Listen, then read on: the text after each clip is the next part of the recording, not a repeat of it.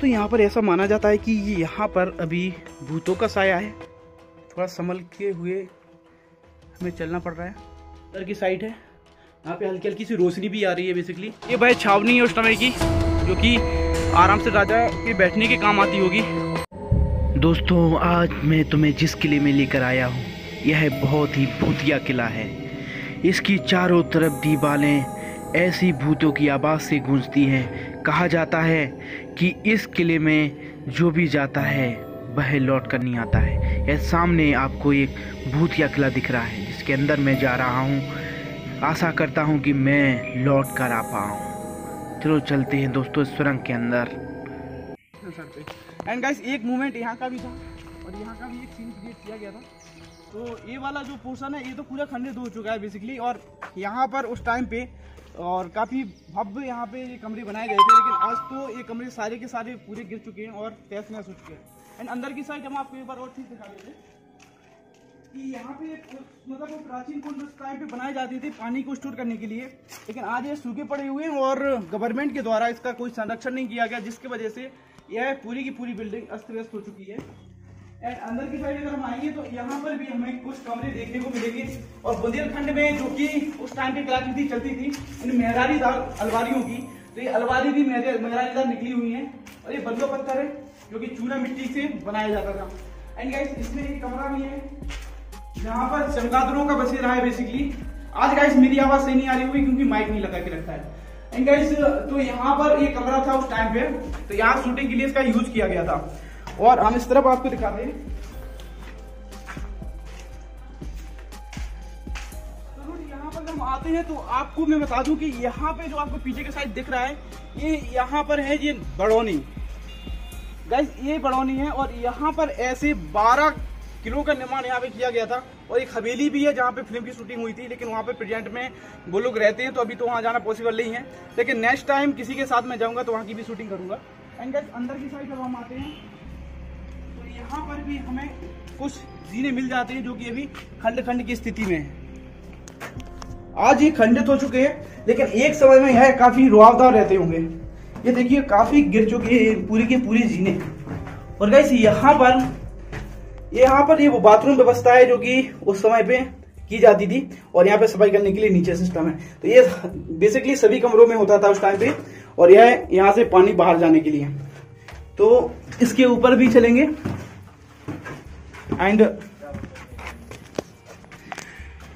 यहाँ पे गाइस यहाँ पे देखिए आप कितने शानदार तरीके से बालकनी उस टाइम पे बनाई गई थी और पूरे बड़ौनी के नज़ारे को यहाँ से देखा जा सकता है। नीचे पूरा का पूरा बड़ौनी बसा हुआ है। एंड देन इस तरफ देखेंगे तो पूरी की पूरी पहाड़ी है, क्योंकि यह जंगल के बीचों बीच बसा है। और बिल्डिंग पूरी अस्त व्यस्त हो चुकी है, दीवारों में कोई ज्यादा दम नहीं है। ये जाता है ऊपर की साइड। तो यहाँ थोड़ा सा रिस्क है और अंदर जाने के लिए, तो हम लोग यहीं से दिखाने की प्रयास करेंगे आपको और दिखाएंगे कि पूरा का पूरा सामने आपको ये बड़ौनी दिख रहा है। तो गाइस यहाँ पर यतीम, तो दोस्तों यहाँ पर बेसिकली यतीम मूवी की शूटिंग करी गई थी। तो यहाँ पर ये बहुत ही हाईलाइट था उस समय में। ये पूरा बड़ौनी देखिए कितना विशाल और कितना भव्य लग रहा है। एंड गाइस अभी एक और मूवमेंट हम दिखाते हैं जहाँ पर शूटिंग यहाँ पर और भी की गई थी। और जिस कोठी में शूटिंग की गई थी वह कोठी भी मैं आपको यहाँ से दिखाने की कोशिश कर रहा हूँ।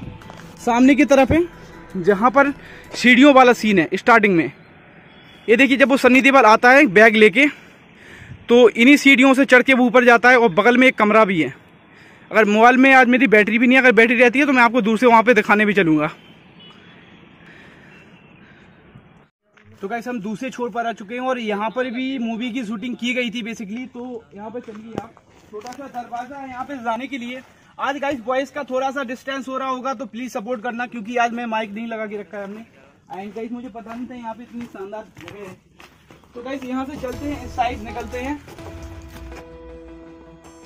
तो गाइस यहाँ पर अंदर की साइड हम लोग आ चुके हैं और यहाँ पर गाइस इतने बड़े बड़े पेड़ खड़े हो चुके हैं, मतलब कि इनका कई सालों से कोई देख रेख नहीं करी गई। तो बिल्डिंग्स पूरी की पूरी तहस नहस हो चुकी हैं, क्योंकि इतने बड़े बड़े पेड़ इसमें खड़े हो गए हैं। कुछ स्ट्रक्चर अभी भी बिल्डिंग का बचा हुआ है।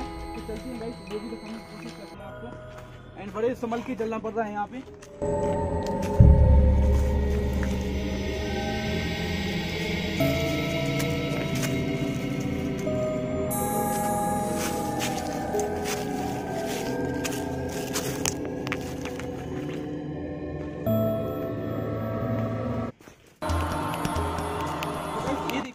ये देखिए आप, यहाँ की पूरी दीवार ही अपने आप यहाँ पे पूरी की पूरी दीवार बाहर निकल के आ गई है। देखिए पूरे के पूरे खम्भे बाहर निकले हुए हैं, इसके पूरे गुम्मे पत्थर जैसे बनाई गई थी, पूरी दीवार गिर गई है। तो यहाँ पे जाना काफी रिस्क हो सकता है यार यहाँ पे, क्योंकि बिल्डिंग का कोई भरोसा नहीं है, काफी प्राचीन बिल्डिंग है तो कभी भी गिर सकती है। यहाँ पर भी यार गाइस एक शूटिंग का मूवमेंट हुआ था, एंड बाहर वाला जो आपको पोर्शन दिख रहा है जहाँ पे गिरीवर खड़ा हुआ था, है ना, तो लास्ट वाली जो लड़ाई हुई थी तो वहाँ का छोटा सा सीन आपको दिखाया गया था। एंड यहाँ पे हम इस तरफ बढ़ेंगे तो यहाँ पर एक समय में बहुत ही विशाल कमरे बने हुए होते हैं। इससे हमें ये पता चलता है कि राजा वीर सिंह जूदेव जो कि उड़ीसा के राजा थे, उनके पूर्वज भी इतने महान थे कि उन्होंने भी जगह जगह अपने किलों का निर्माण करवाया था और अपना नाम आज भी इतिहास में अमर करके गए, छोड़ कर गए। इसके बाद वीर सिंह जूदेव के द्वारा भी 36 किलों का निर्माण करवाया गया था।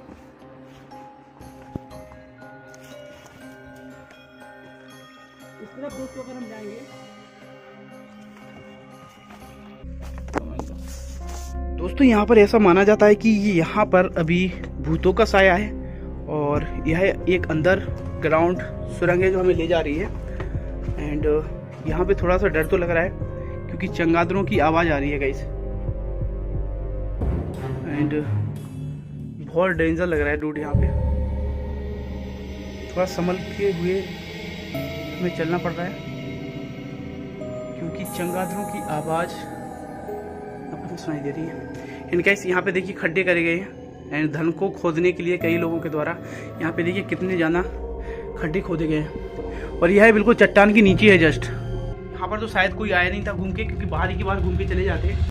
तो डूड ये बहुत ही अंदर की साइड है, यहाँ पे हल्की हल्की सी रोशनी भी आ रही है बेसिकली, और हमें देखो झुक के जाना पड़ रहा है, मतलब अंदर से गैलरी बिल्कुल घुमावदार है और थोड़ा सा डेंजर तो लग रहा है डूड, क्योंकि पूरा का पूरा अजीब सा किला है और भी क्या पता अंदर ले जाए, लेकिन दीवारों में इतनी ताकत नहीं है। देखिए आप कैसी, मतलब कभी भी गिर सकती है, अब इनकी मियाद खत्म हो चुकी है।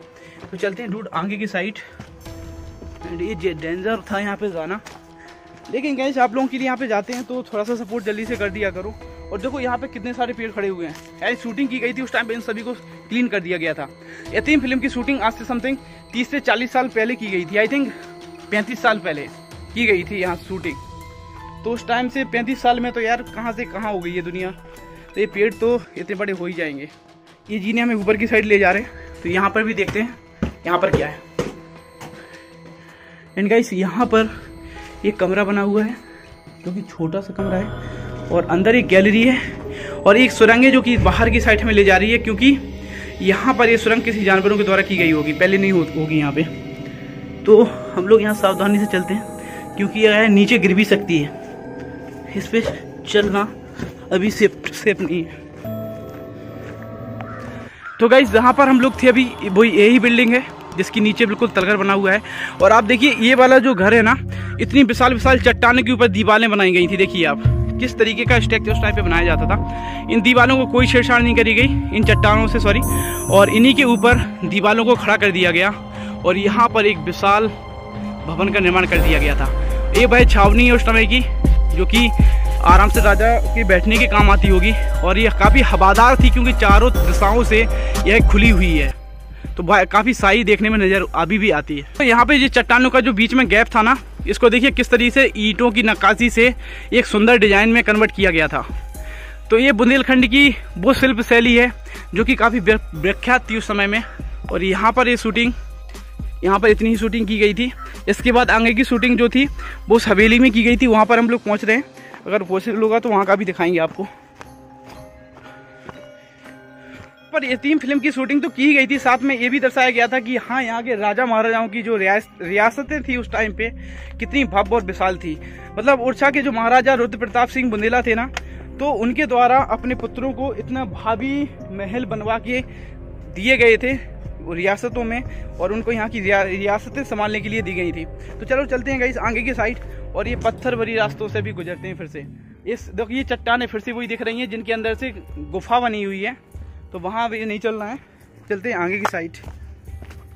बेसिकली आज आपको अगर वीडियो अच्छा लगा हो तो इसको लाइक शेयर, चैनल को सब्सक्राइब जल्दी कर लेना गाइस।